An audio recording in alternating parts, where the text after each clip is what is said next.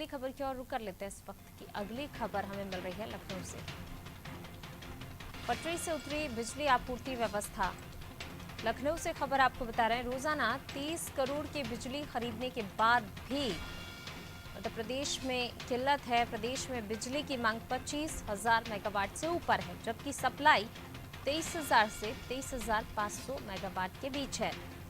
बारा, मेजा और ललितपुर बिजली घर की 660 मेगावाट क्षमता की एक इकाई बंद हो गई है। पटरी से उतरी है बिजली आपूर्ति व्यवस्था।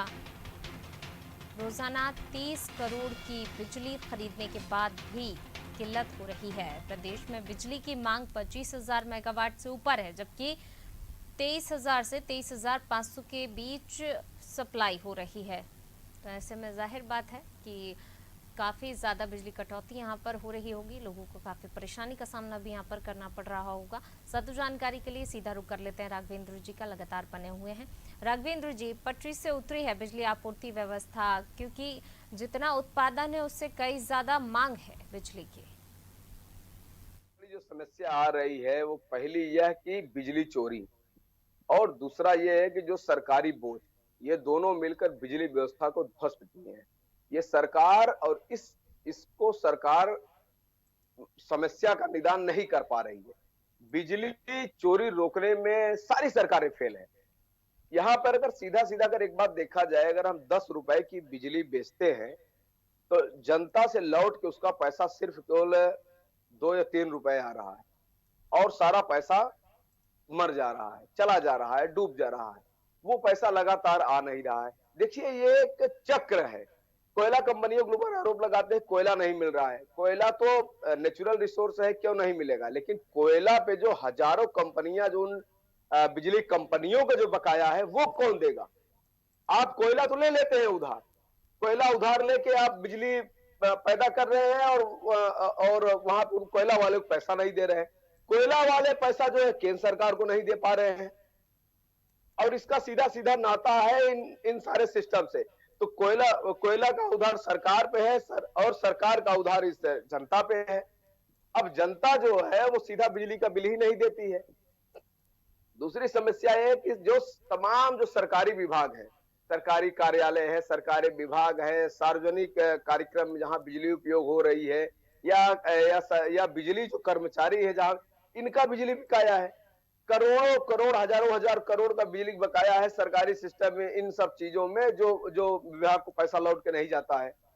तो सबसे बड़ी यहाँ समस्या जो आ रही है वो पैसे की आ रही है। जितना बिजली दिया जाता है, जितना जिसे आपने कहा ना 23,000 बिजली की खपत है, मेगावाट बिजली की, लेकिन उसका पैसा नहीं लौट के आ रहा। पैसा अगर लौट के आ रहा है सिर्फ 10,000 ही मेगावाट का लौट के आ रहा होगा, जहां तक मैं लगभग जो बता पा रहा हूं। लेकिन अगर आपको बिजली चाहिए 25,000 तो कम से कम आप पैसा तो दीजिए। अगर पैसा अगर पूरा आ जाता है तो वो पैसा कोयला कंपनियों को जाएगा, कोयला कंपनी केंद्र सरकार को देगी, केंद्र सरकार फिर यहाँ लौटा के देगी। ये एक पूरा साइकिल है जो सिर्फ बिजली चोरी की वजह से, पैसा न आने की वजह से सारा सिस्टम फेल हुआ है। और हमें उम्मीद भी नहीं है कि कोई सरकार इस पे काम कर पाएगी, बिजली चोरी रोक पाएगी। इनके पास कोई यंत्र नहीं है, इनके पास ऐसा कोई सिस्टम नहीं है जहां पर इस तरह के बिजली चोरी पे अंकुश लगा सके और सरकारी पैसा भी निकाल सके। आप अगर उत्तर प्रदेश में ऑडिट कराएंगी तो एक एक मंत्रियों के घर के बंगलों में जो सरकारी जो गेस्ट हाउस है, वहां पे सालों साल से लाखों लाखों रुपए का बिल पड़ा है, कोई देने वाला नहीं है। तो सरकार पहले अपना खर्च तो उठाए। पहले जो सरकार का जो सरकार कर्मचारी, सरकार के सिस्टम में जो बिजली का जो लोड बढ़ाया हुआ है, उसको तो गवर्नमेंट पैसा दे के बिजली विभाग को पहले मुक्त करे।